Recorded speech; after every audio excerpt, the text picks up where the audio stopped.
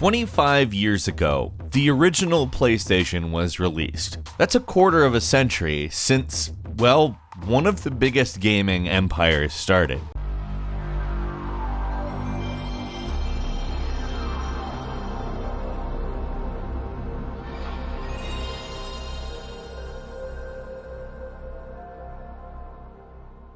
It was the first CD-based console and sold over 100 million units, 102.8 million to be exact. It had a fairly strong launch lineup with NBA Jam Tournament Edition, Rayman, a platformer, Battle Arena Toshinden, Ridge Racer, and quickly introduced more titles that ultimately became quite big, such as Wipeout, and had a run of about a decade with the final PlayStation title coming out on October 12, 2004. That game was FIFA Football 2005. The PlayStation was home to probably the widest array of experiences yet in the video game market. And it was a big, important step forward in what was possible, not only graphically, but in terms of what that increased processing and graphical power allowed people to try. 25 years in, we thought it would be a great idea to share some of our memories of this iconic console. Just like how we talked about in the PlayStation 2 obituary, I was kind of a Sega fanboy. I said when the PlayStation 2 launched, it kind of represented a threat to my beloved Dreamcast, and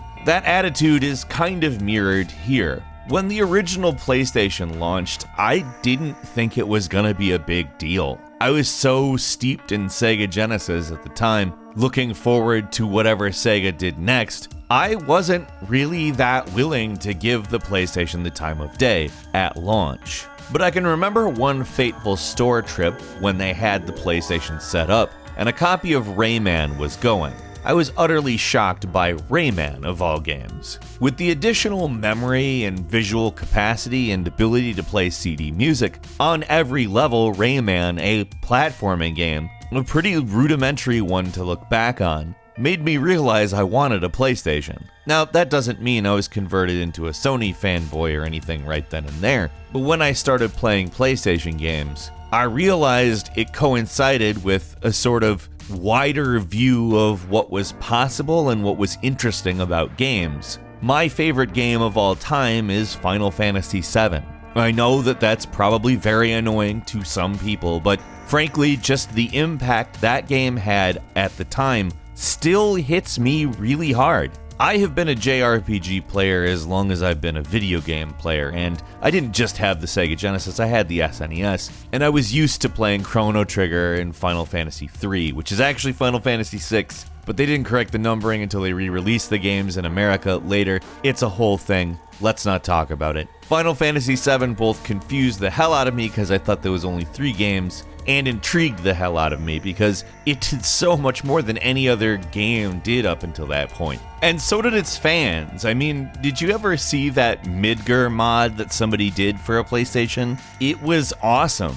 And then, of course, like I mentioned in the intro, there was Wipeout, a futuristic high-speed racer that kind of delivered on F-Zero, kind of delivered on Mario Kart, kind of was more than the sum of its parts, and to this day is still one of my favorite racing games. The HD versions I still play on PlayStation 4. Now, because this video isn't going to be 3 hours long, I can't tell you about every experience I had on the PlayStation, but I can tell you that was a golden time for gaming. And I'm not necessarily saying we can ever go back to that, but the idea that you could sit down, put in a game, and play the game until you beat the game and be happy because you found out what happens or achieved a certain thing that you were trying to, we don't have that anymore. It's easy to take for granted, even. But every time I play a single-player game that's super satisfying, it takes me right back to the PlayStation. It reminds me probably of the PlayStation more than anything else, because in the 90s, it was just the place for epic single-player games. And obviously, I miss that. The original PlayStation was the start of something different. I mean, obviously it was Sony's foray into video games, but as a young kid, for me, it just felt like this new and exciting thing. The games looked amazing at the time. The dinosaurs in Jurassic Park: The Lost World looked real. Crash Bandicoot could have been an actual cartoon on a television to me. Just my mind was blown when I saw it in an electronics store. But then there was Metal Gear Solid, my favorite game of all time, as a lot of you guys probably know, and it showed me what video games were capable of. Now, as a big movie fan, I was so pumped to see video game cutscenes compete with the traditional cinematic medium, but also just bring it to new heights with gameplay and extended character building over the course of a game. I was head over heels for Metal Gear Solid, and every single story-based single-player game since, basically. I'm thankful for the PS1 for putting that game in front of my little face.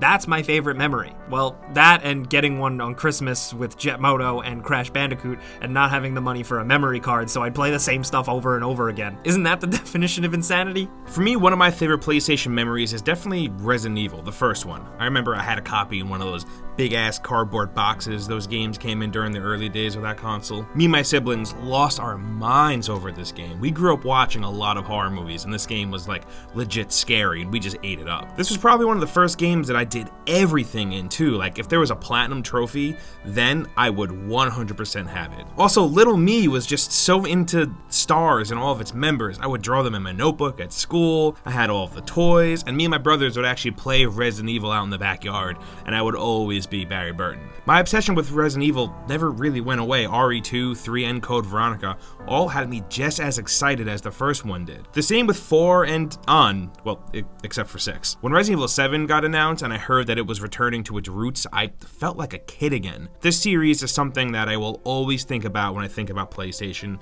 and I'm super grateful that I got to experience that first game on the first PlayStation console. So 25 years on, we really want to hear your favorite PlayStation memories down in the comments. Let's talk about what it meant to you, events in your life, or just games. Leave us a comment, let's talk about it there, and if you like this video, please click like. If you're not subscribed, now's a good time to do so. We upload brand new videos every day of the week, and the best way to see them first is, of course, a subscription. So click subscribe, and don't forget to click the notification bell. As always, we thank you very much for watching this video. I'm Falcon. You can follow me on Twitter at FalconHero, and we'll see you next time right here on gameranx.